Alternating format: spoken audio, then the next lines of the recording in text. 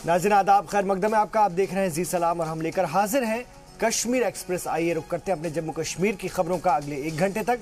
सबसे पहले हेडलाइंस। जम्मू कश्मीर के उरी में पाकिस्तान ने फिर तोड़ा सीजफायर। लोग घर छोड़कर पहुंचे एसडीएम ऑफिस के बाहर। कांग्रेस लीडर ने इलाके का दौरा कर हुकूमत से जल्द इक़दामात का मुतालबा किया।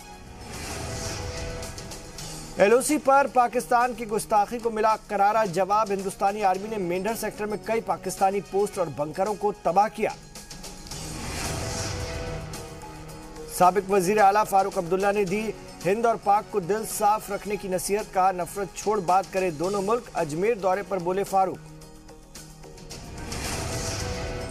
हुकूमत के यूनिवर्सिटी को कॉलेज बनाने के फैसले के खिलाफ तलबा का एहतजाज। रियासती वजीर तालीम को घेर कर लेटे गाड़ी के आगे। तलबा के वालिदैन भी रहे मौजूद। जम्मू कश्मीर में एवलांच को लेकर के अलर्ट जारी। महकमे मौसमियात ने एहतियात बरतने की हिदायत दी। 24 घंटे के भीतर हो सकता है एवलांच।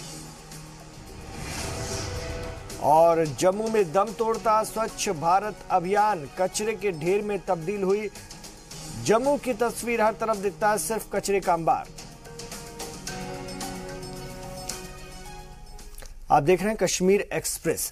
जम्मू कश्मीर के उरी में फिर पाकिस्तान ने सीजफायर की खिलाफ वर्जी की है। फायरिंग मुतासिर सरहदी इलाकों में रह रहे लोगों के अंदर रोजाना फायरिंग का खौफ बना रहता है। उरी के सिलीकूट के लोग आज एसडीएम ऑफिस के बाहर जमा हुए। सरहद पार से फायरिंग के खौफ में लोग अपना मकान छोड़कर महफूज मकामात पर जाने को मजबूर हैं।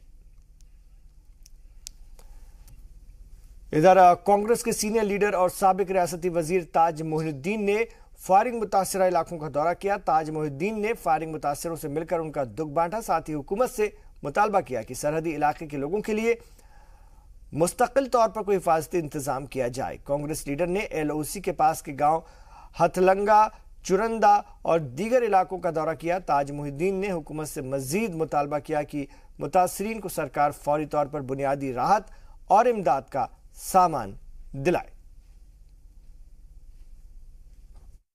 उड़ी में जो कल से फायरिंग हो रही है, जिसमें उड़ी के काफ़ी इलाके सिलीकोट, चुरुंडा, हथलंगा और कुछ इलाकों में नामला में भी जो है गोलियां जो हैं स्मॉल फायर वो भी आया हुआ है। और लोगों में अजीब किस्म की कसमपुरसी है। एक तो उनके लिए बंकर्स का ये थे जो 2001 में बंकर दिए गए थे, वो खस्ता हो चुके हैं और नए बंकर बनाने के लिए गरीब लोगों के पास पैसा नहीं। हिंदुस्तानी आर्मी ने सरहद पर पाकिस्तान की गुस्ताखी का करारा जवाब दिया है। जम्मू कश्मीर के मेंढर सेक्टर में आर्मी ने पाकिस्तान की कई पोस्ट और बंकरों को तबाह कर दिया है। हिंदुस्तानी आर्मी के इस एक्शन का वीडियो भी सामने आया है। देखिए ये रिपोर्ट।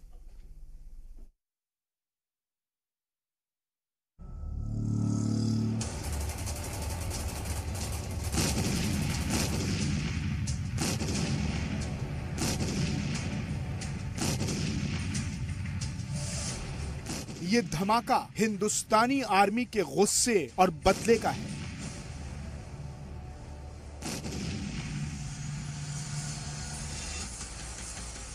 धमाके की ये गूंज पाकिस्तान को उसकी हद याद दिलाने के लिए काफी है।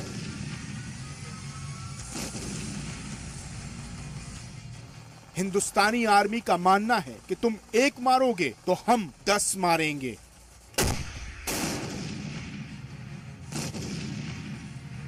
पाकिस्तानी पोस्ट पर यह धमाकेदार एक्शन हमारे जवानों के बुलंद इरादों की गूंज है।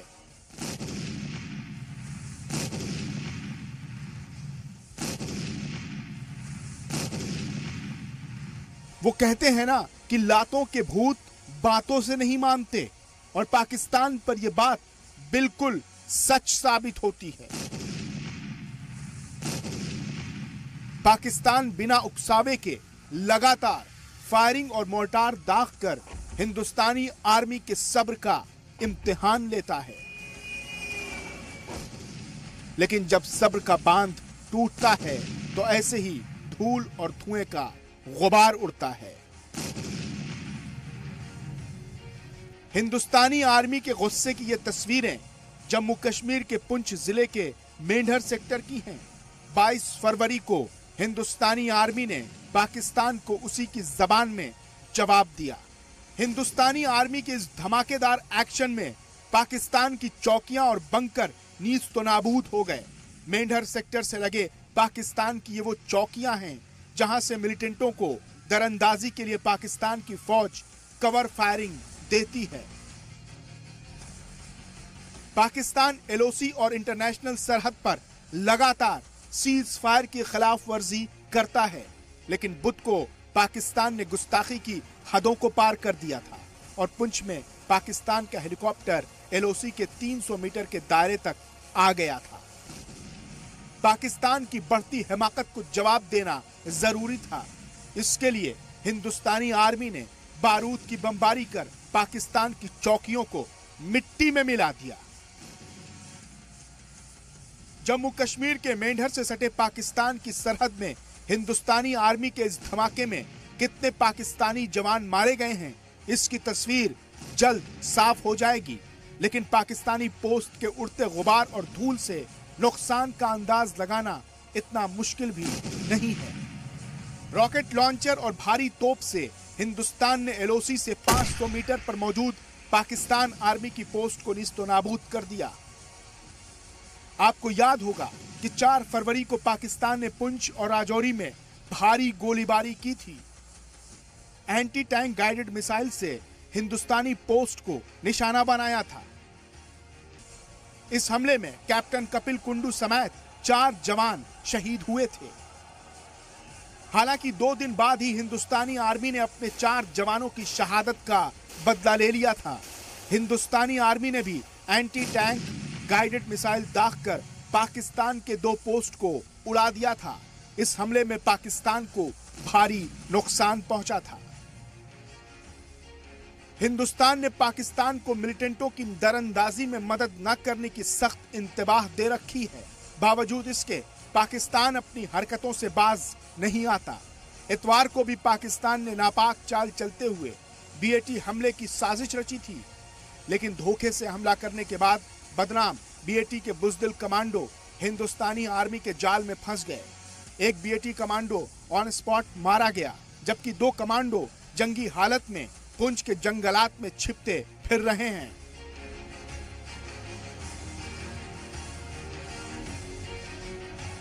पाकिस्तान को कड़ा सबक सिखाने के लिए हिंदुस्तानी आर्मी ऐसे ही धमाकेदार जवाब देती है। हिंदुस्तानी आर्मी की ये शूट एंड रिकॉर्ड हिकमत अमली है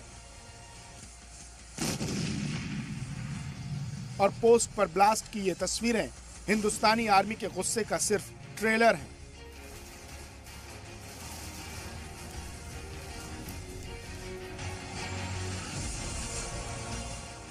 अगर आर्मी ने पूरी फिल्म दिखा दी तो अंजाम क्या होगा, जिसका अंदाजा पाकिस्तान लगा सकता है। ब्यूरो रिपोर्ट, जी सलाह।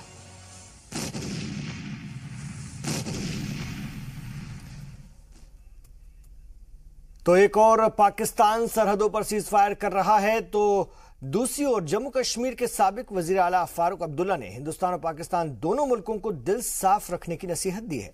फारूक अब्दुल्ला का कहना था कि दोनों मुल्क अपने दिल साफ करें और नफरत छोड़ें, तभी अमन को लेकर बातचीत हो सकती है। फारूक अब्दुल्ला ने यह बात अपने 2 रोजा अजमेर दौरे के खत्म होने से पहले सर्किट हाउस में मीडिया से मुखातिब होकर कही। इस मौके पर उन्होंने महबूबा मुफ्ती पर इल्जाम लगाते हुए कहा कि वो लोगों को अच्छे दिन के नाम पर गुमराह कर रही हैं। साथ ही कहा कि कुछ ताकतें जात, जुबान और मजहब के नाम पर बंटवारा करने की कोशिश में है। उन्होंने कहा कि कश्मीर के हालात ठीक नहीं है, वहां अमन की जरूरत है और इसलिए वो ख्वाजा के दर पर सूबे सहित पूरे मुल्क में अमन चैन की खुशहाली की दुआ करने आए हैं। फारूक अब्दुल्ला जुमे और को ख्वाजा साहब की छठी के मौके पर तड़के 5 बजे दरगाह शरीफ पहुंचकर संदली मस्जिद में नमाज उन्होंने अदा की और कश्मीर सहित पूरे मुल्क के लिए अमन अमान की और खुशहाली की दुआ की।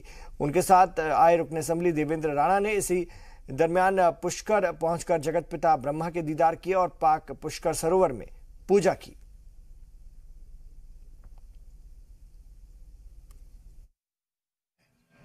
हिंदुस्तान ने कभी भी पहली गोली नहीं चलाई। जब भी युद्ध हुआ है वहां से हुआ है। इसलिए आज भी मैं उनसे कहता हूं, अगर रास्ता कोई है तो वो नफरत को निकाल के ये समझ के कि भाई तुम्हारा वतन ठीक है, हम कबूल करते हैं तुम्हारा वतन। वाजपेयी ने खुद लाहौर में जाके निशान पाकिस्तान पे ये कहा कि भाई मैं हिंदुस्तान का वजीर आज़म हूँ और आपसे कहता हूँ कि हम पाकिस्तान कबूल करते हैं। और क्या चाहिए इनको? हम तो नहीं चाहते हैं कि पाकिस्तान का कोई हिस्सा हम ले लें, हम नहीं चाहते। हम तो अपने ही वतन को ठीक नहीं कर रहे हैं, तो उनके वतन को ले क्या करेंगे? इसे रास्ता बनेगा जिसमें वो भी नफरत छोड़ दें और हिंदुस्तान को दुश्मन न समझे, और हम भी छोड़ दें कि पाकिस्तान हमारा दुश्मन है। हिंदुस्तान ने कभी तो एक तरफ पाकिस्तान सरहदों पर सीजफायर की खिलाफ वर्जी कर रहा है, तो दूसरी ओर जम्मू कश्मीर के साबिक वजीर आला फारूक अब्दुल्ला ने हिंदुस्तान पाकिस्तान दोनों मुल्कों को दिल साफ रखने की नसीहत दी। फारूक अब्दुल्ला का कहना था कि दोनों मुल्क अपने दिल साफ करें, नफरत छोड़ें, अमन को लेकर बातचीत हो। फारूक अब्दुल्ला ने यह बात अपने 2 रोजा अजमेर दौरे पर कही थी खासतौर से, और आपने सुना क्या कुछ उन्होंने कहा। और आगे बढ़ते, जिस तरह से जम्मू के सुचेतगढ़ में इंटरनेशनल बॉर्डर पर सेक्टर कमांडेंट लेवल पर बीएसएफ और पाकिस्तानी रेंजर्स के बीच फ्लैग मीटिंग मुनक्किद की गई। इसमें बीएसएफ के 9 और पाकिस्तान के 11 अफसरान शामिल हुए। मीटिंग में बॉर्डर मैनेजमेंट से जुड़े कई मुद्दों पर बात हुई। इसमें इंटरनेशनल बॉर्डर पर अमन और अमान बनाए रखने के लिए एक दूसरे की मदद करने की बात कही गई। इसके लिए पाकिस्तानी रेंजर्स से कॉपरेशन की मांग की गई है। पाकिस्तानी रेंजर्स ने इस बात से इत्तेफाक किया है। मीटिंग बेहतर माहौल के साथ खत्म हुई है। चलिए एक छोटा सा वक्फा हम यहां पर लेंगे, लौट रहे हैं। आप देखते रहिए Kashmir express.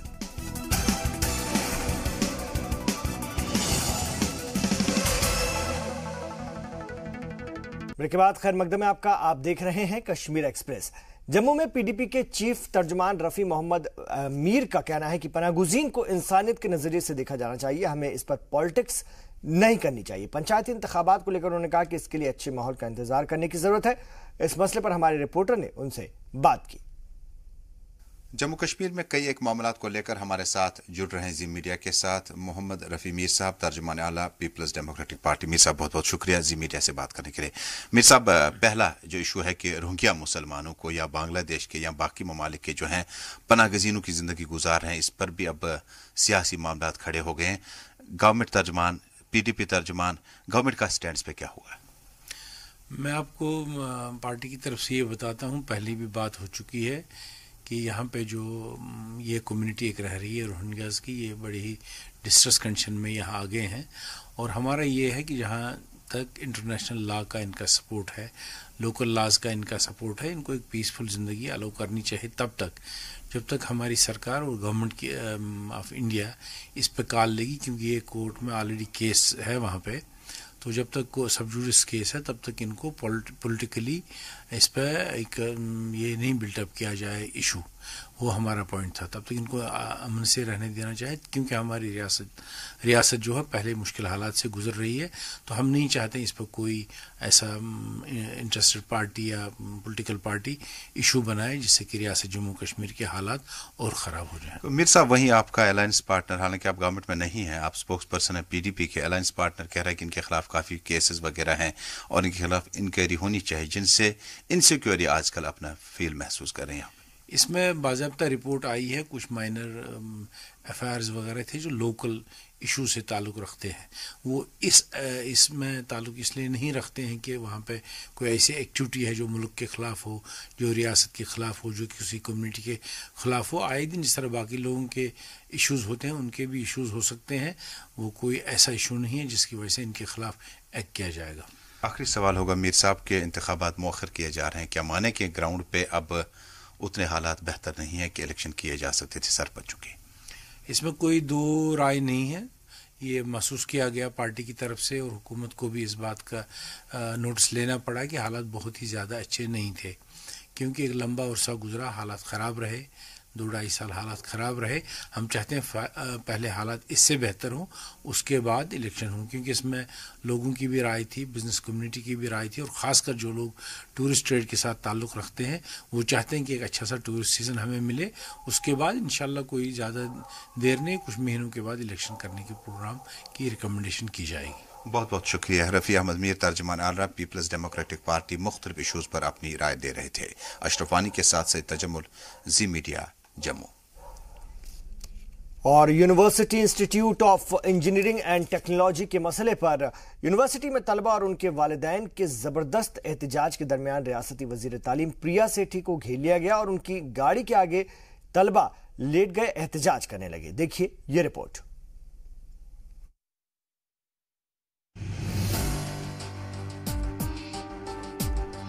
University institute of engineering and technology को government college of engineering and technology में तब्दील किए जाने के खिलाफ तलबा ने एबीवीपी के साथ जम्मू में जोरदार एहतजाज किया। तलबा के साथ उनके वालिदैन ने भी एहतजाज में हिस्सा लिया। गुस्साए तलबा ने इस दौरान रैली भी निकाली। मुश्किल तो तब पैदा हो गई जब रैली के दौरान तलबा ने यूनिवर्सिटी में मुनक्किद एक प्रोग्राम में शामिल होने आए रियासती वजीर तालीम प्रिया सेठी का घेराव किया और जोरदार नारेबाजी करते हुए रियासती वजीर तालीम को बाहर बुलाने का मुतालबा करने लगे। एहतजाज कर रहे तलबा का कहना था कि जब तक हुकूमत अपना फैसला वापस नहीं लेगी एहतजाज जारी रहेगा। वहीं पेरेंट्स का कहना था कि तलबा का एक सेमेस्टर हो चुका है और अब इस तरह का फैसला लेना तलबा के मुस्तकबिल के साथ खिलवाड़ है। कैसे बच्चे को क्या सोच कर लाते हैं जो, और ये तो बड़ा अच्छा सा डिसीजन है कि हमने सुपरसीड कर दिया, ऑर्डर सुपरसीड कर दिया। ये और सुपरसीड करने के बाद ये भी नहीं बताया कि हमारे बच्चे कहाँ जाएंगे। स्टूडेंट से पूछा ही नहीं। और ये वीसी कह रहा है कि मुझे वो कह रहे हैं कि आप चलाओ। जब वो कह रहे हैं चलाओ तो फिर वीसी क्यों चला रहा है? हमारे बच्चों की क्लासेज नहीं लग रही है। ये क्या कर रहे हैं? ये गवर्नमेंट क्या कर रही है?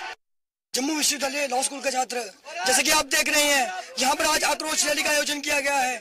तो मैं ये आपको साफ कर दूं, ये एक दिन की बात नहीं है। पिछले 19 दिनों से विद्यार्थी परिषद यूआईटी के विद्यार्थियों के साथ यहाँ पर संघर्ष कर रही है और पिछले 7 दिनों से वाइस चांसलर चैम्बर के बाहर भूख हड़ताल पर बैठी है। लेकिन जो भाजपा की सरकार है वो हमेशा कहती है कि हम जम्मू का नेतृत्व करते हैं, हमें सत्ता में बिठाइए। आज वो सत्ता में बैठी है तो जो केंद्र द्वारा एक यूआईटी जम्मू यूनिवर्सिटी को दिया जाता है तो उसको छीनने वाले कौन है? यही वो भाजपा के मंत्री है जो सरकार में बैठकर इन्होंने जम्मू विश्वविद्यालय का जो डिपार्टमेंट था उससे बड़ी चालाकी के साथ छीन लिया। एहतजाज को बढ़ता देख रियासती वजीर तालीम प्रिया सेठी तलबा से मिलने पहुंची तो तलबा ने उन्हें घेर लिया और उनकी गाड़ी को जाने से रोक दिया। इस बीच कई तलबा और उनके वालिदैन वजीर तालीम की गाड़ी के आगे लेट गए।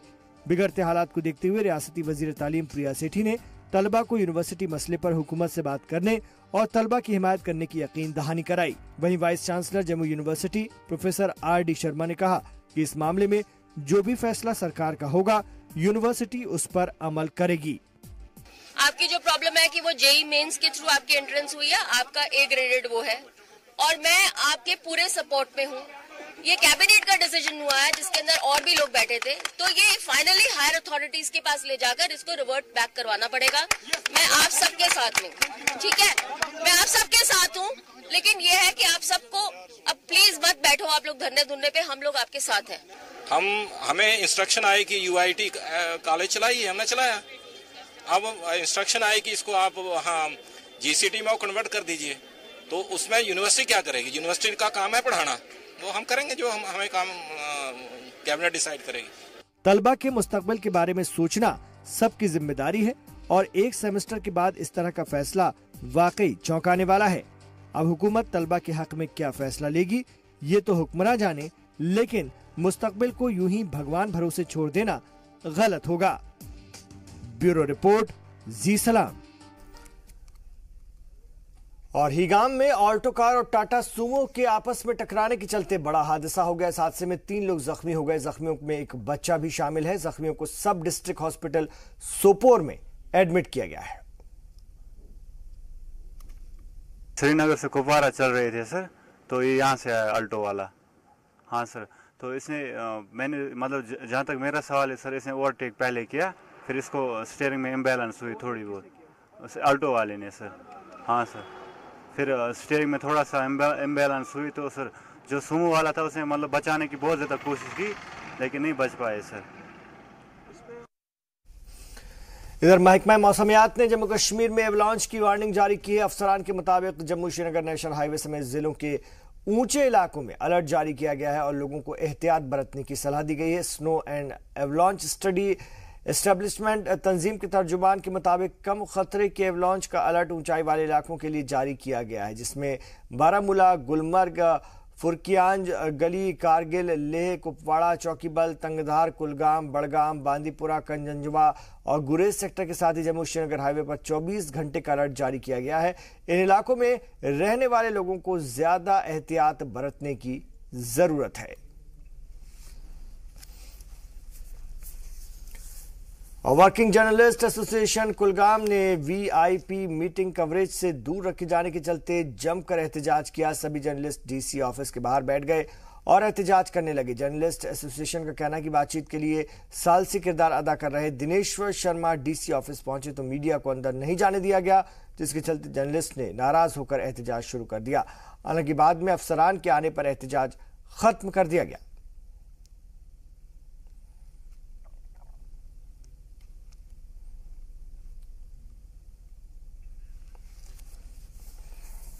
सबसे पहले आज यहाँ पे अच्छी बात थी कि बाहर से इंटरलोकेटर यहाँ पे आए थे, तो हमें अलाउ नहीं किया गया। अलाउ की दूर की बात थी, तो यहाँ पे हमारे साथ मिसबिहेव किया गया।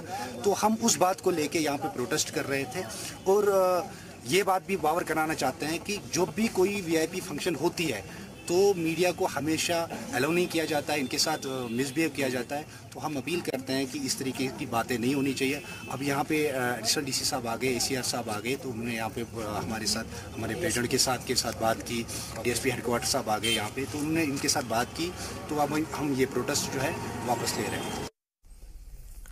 इधर एडीजी प्रिजन दिलबाग सिंह ने पुंछ में मौजूद जिला जेल का दौरा कर वहां के हालात का जायजा लिया, साथ ही बंद कैदियों की सिक्योरिटी और इलाके के हालात का जायजा लिया। इस मौके पर पिछले कई सालों से जेल में वार्डन के लिए इंटरव्यू देने वाले नौजवानों ने सिलेक्शन लिस्ट जारी करने का मुतालबे को लेकर एडीजी से मुलाकात भी की। आपको बता दें कि दोपहर को एडीजी प्रिजन दिलबाग सिंह पुंछ दौरे पर पहुंचे, जहां एसएसपी पुंछ राजीव पाड़े और जेल अफसरान ने उनका खैर मकदम किया और उसके बाद दिलबाग सिंह ने जिला जेल का दौरा किया और इसके आसपास के इलाकों का भी जायजा लिया। गौरतलब है कि ये जेल बहुत पुरानी है और इसकी मरम्मत और इसमें बंद कैदियों की सिक्योरिटी का जायजा लिया उन्होंने, साथ ही कैदियों से भी मुलाकात की। मगर इतनी पुरानी हो गई है कि अब ये जेल की सूरत में इसको इस्तेमाल करने में कुछ दिक्कतें आती हैं, तो इसको देखना था कि इसमें से और बेहतरी कैसे करी जा सके। इसके अंदर बाहर देखा है और जो इसमें जरूरी काम है इसकी जेल के रिपेयर, रेनोवेशन के और नए ब्लॉक बनाने के वो करेंगे। इसके अलावा अंदर जो कैदी हमारे रहते हैं उनका हालचाल पूछा कि सब ठीक ठाक हैं। डॉक्टर आता जाता है, चेक होता है, खाना पानी ठीक मिलता है, वो भी रिपोर्ट उनसे ली। यहाँ के जो सिक्योरिटी प्रोसीजर हैं, जो आने जाने वालों की मुलाकातों के, कैदी को अंदर बाहर ले जाने करने के, उसके बारे में भी बात हुई, चर्चा हुआ। और जहां एक तरफ मरकजी और रियासती हुकूमत की जानिब से स्वच्छ भारत अभियान के तहत क्लीन इंडिया दम भरा जा रहा है, लेकिन जम्मू में इन दिनों इसका गला घुटता दिखाई दे रहा है। जरा ये रिपोर्ट देखिए।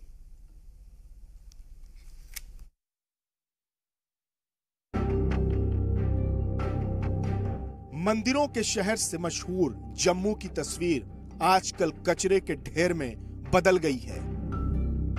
हर गली, हर मोहल्ले, हर चौराहे पर सिर्फ कचरा ही कचरा नजर आ रहा है। जम्मू की यह तस्वीर हुकूमत और मुताल्लिका महकमे की नाकामी और चश्मपोशी को बयान कर रही है। पीएम के स्वच्छ भारत मिशन का गला घोंटती जम्मू की तस्वीर गौर से देखिए।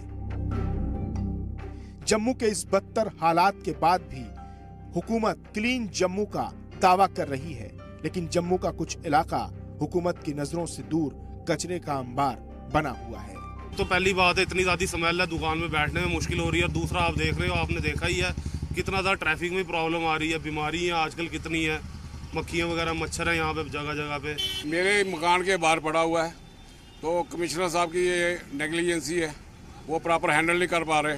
या तो उनको छोड़ देनी चाहिए कुर्सी, या बीजेपी वालों को अपनी छोड़ देना चाहिए। जम्मू में इतनी गंदगी फैलाई हुई है, उन्होंने काम करना नहीं आता तो पावर में आने की इतनी लालसा क्यों है। जम्मू के मुख्तलिफ इलाकों का दौरा करने के बाद पता चला कि स्वच्छ भारत अभियान का बहुत कम असर हुआ है। दूसरी तरफ मुताल्लिका महकमे का कहना है कि जम्मू में डंपिंग के बेहतर इंतजामात न होने की वजह से ऐसे हालात पैदा हुए हैं। जो भी जम्मू में हालात बने हुए हैं, जैसे कि हमारा डंपिंग ग्राउंड था, वो अभी इन्होंने, पहले हम यहाँ पर भगवती नगर फेंकते थे कूड़ा, तो वो कोर्ट से ही ऑर्डर हुआ है कि उसको कूड़ा वहाँ पर नहीं फेंकना है।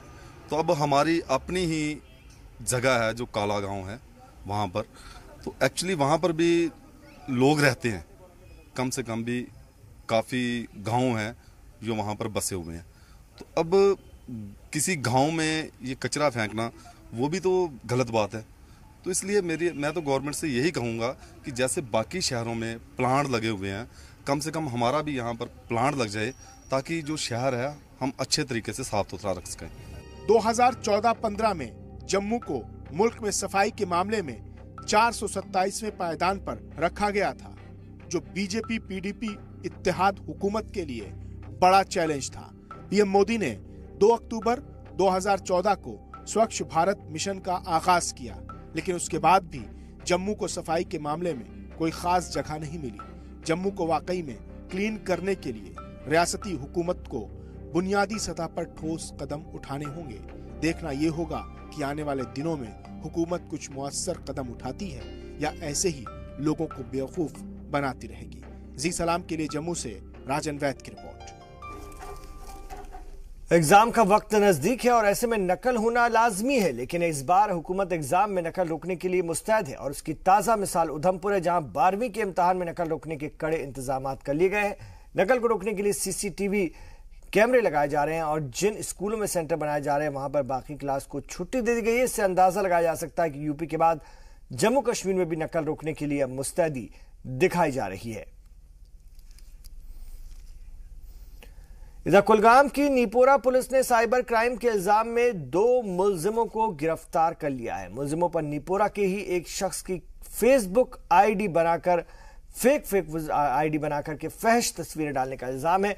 मुतासिर की शिकायत पर पुलिस ने कार्रवाई करके नीपोर के रहने वाले शुएब अहमद और जुनेद मुश्ताक को गिरफ्तार कर लिया है और पुलिस मामले की तहकीकात में जुट गई है।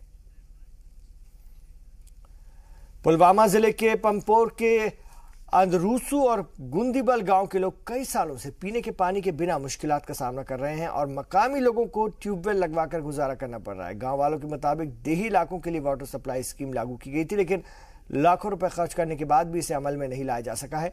गांव वालों के मुताबिक जिनके पास ट्यूबवेल लगवाने के पैसे थे उन्होंने लगवा लिए और हम गरीब लोगों को सिर्फ हुकूमत के मुतालबा ही हम कर सकते हैं। जब तक इस बाबत assistant executive engineer Fayaz Ahmad से बात की तो उन्होंने बताया कि वाटर स्कीम की लागत 103 लाख रुपए थी।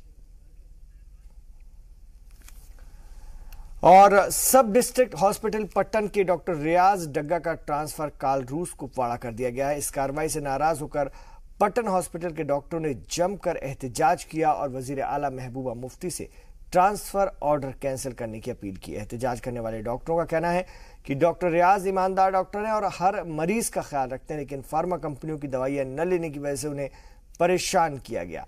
वजीर आला से मामले की जांच करने की अपील की गई है। एसडीएम पट्टन ने यकीन दिलाने पर एहतजाज खत्म किया गया। इधर central university of Kashmir Srinagar में किराए की बिल्डिंग में चल रही है।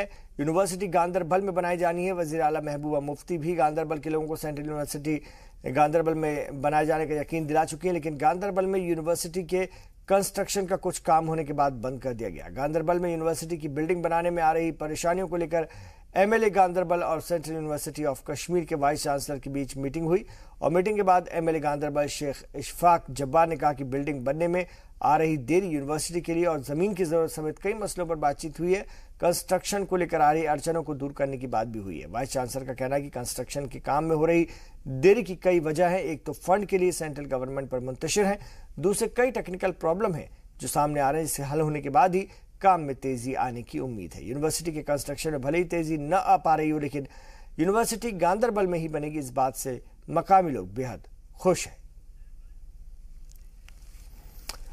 और डोडा के माहल्ला खानकोट ब्रेसवाना और आसपास के गांव को जोड़ने वाले डोडा मल्ला लिंक रोड बनाने का काम चल रहा है। मकामी लोगों का कहना है कि ठेकेदार के जरिए रोड बनाने में खराब मियाद के मटेरियल का इस्तेमाल किया जा रहा है, जिसकी शिकायत आला अफसरान से करने के बाद भी कोई कार्रवाई नहीं की गई। मकामी लोगों का कहना है कि ठेकेदार रेत की जगह नाली की मिट्टी का इस्तेमाल कर रहा है। सीमेंट और पत्थर का रेशो भी तयशुदा पैमाने पर खरा नहीं उतर रहा है। मकामी लोग साइट से नमूने लेकर जांच करने की मांग कर रहे हैं ताकि असलियत पता चल सके।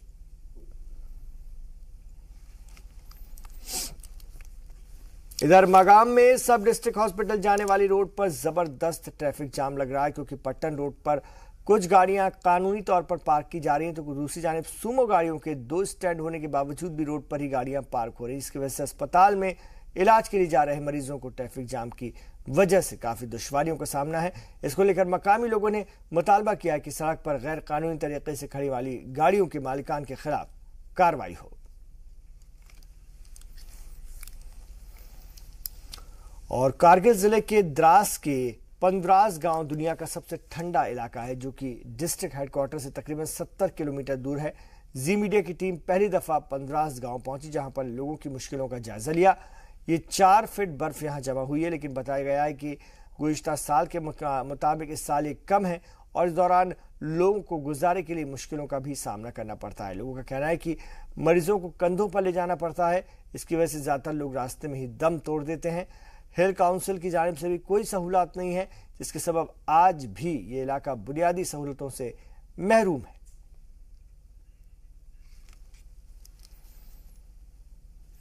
वक्त एक वक्फे का, लौट रहे हैं, आप देखते रहिए कश्मीर एक्सप्रेस।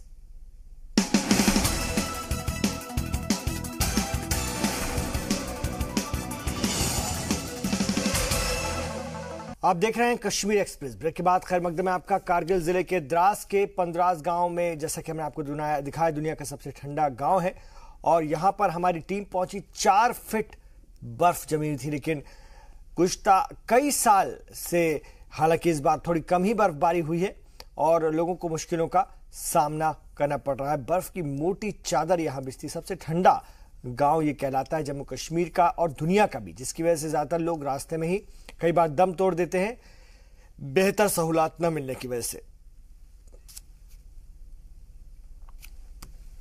बारामूला के नाराथल्ला में जुमेरात को महकमा पीडीडी के खिलाफ जबरदस्त एहतजाज हुआ। लोगों का मुतालबा है कि इलाके में 250 केवीवी का ट्रांसफार्मर लगाया जाए, जिसको लेकर महकमे को इससे पहले भी इत्तला दी जा चुकी है, लेकिन अब तक महकमा इसमें नाकाम रहा है। लोगों का कहना है कि इलाके में सिर्फ 100 केवीवी का ट्रांसफार्मर है, जो कि नाकाफी है।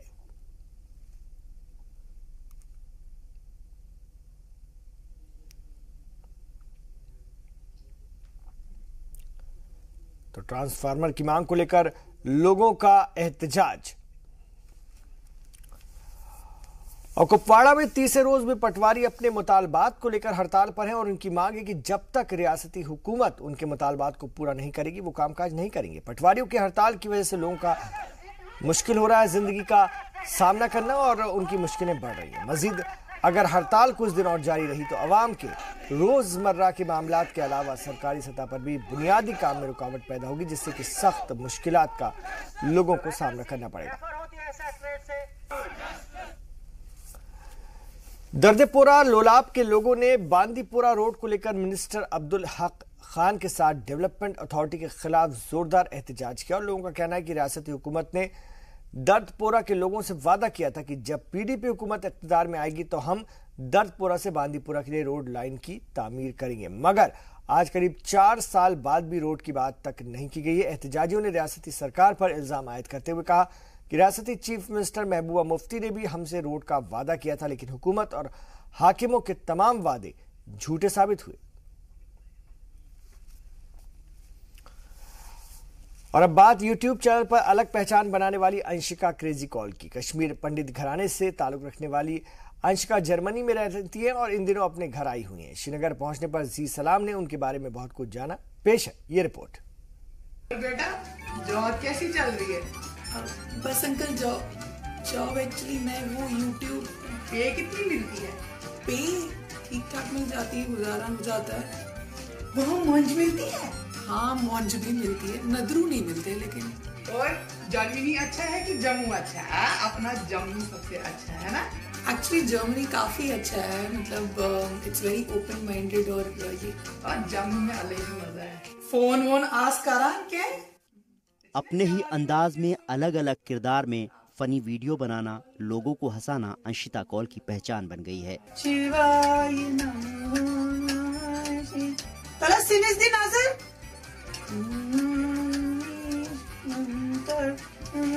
बात चुरानुन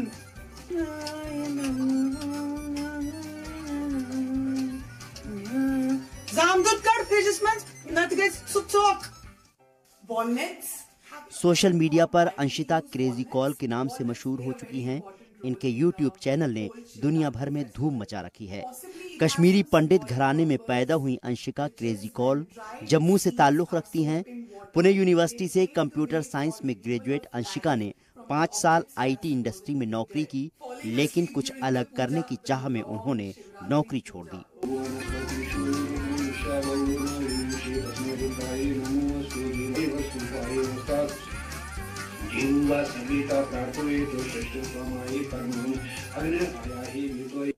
और 2 साल पहले वो जर्मनी शिफ्ट हो गईं। डिजिटल मीडिया को ज्वाइन किया। उन्होंने अपना YouTube चैनल बनाया और फिर कश्मीर के कल्चर और जुबान को ध्यान में रखते हुए वीडियोस अपलोड किए।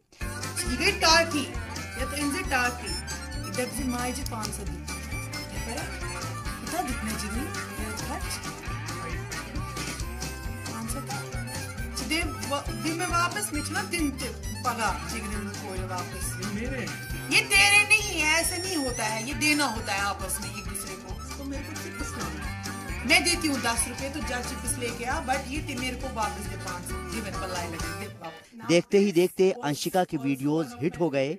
वो सोशल मीडिया पर छा गईं।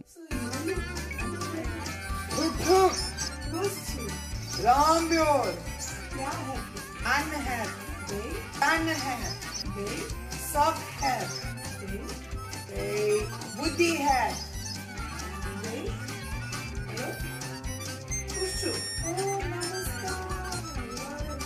खोली हुई पता नहीं। अंशिका इन दिनों कश्मीर आई हुई हैं।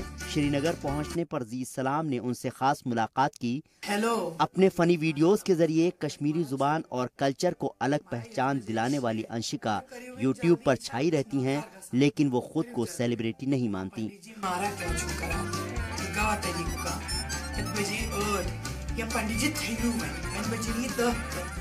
उनके वीडियो को कश्मीर में हिंदू और मुस्लिम कम्युनिटी के हर उम्र के लोग खूब पसंद करते हैं।